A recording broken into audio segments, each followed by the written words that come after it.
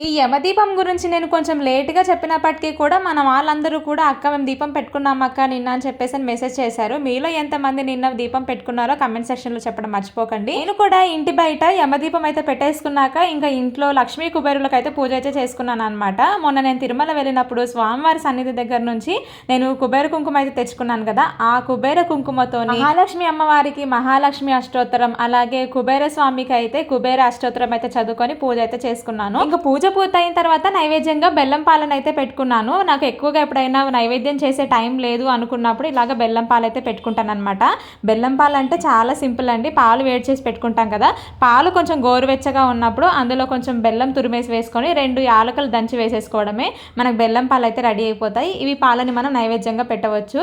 చాలా రుచిగా అమృతం లాగా ఉంటాయి నైవేద్యం తర్వాత పెట్టిన తర్వాత మనం తీసుకుంటే. ఇంతకీ దీపావళి ఎప్పుడు సోమవారమా మంగళవారమా అని అడుగుతున్నారు. మనకి అమావాస్య తిథి ఉన్న రోజే మనకు దీపావళి అనమాట. సోమవారం నైట్ కి మనకు అమావాస్య తిథి అయితే కంప్లీట్ గా ఉంటుంది. సో మనందరం కూడా దీపావళి పండుగ చేసుకోవాల్సింది, దీపావళి పూజలు చేసుకోవాల్సింది మాత్రం సోమవారం రోజు.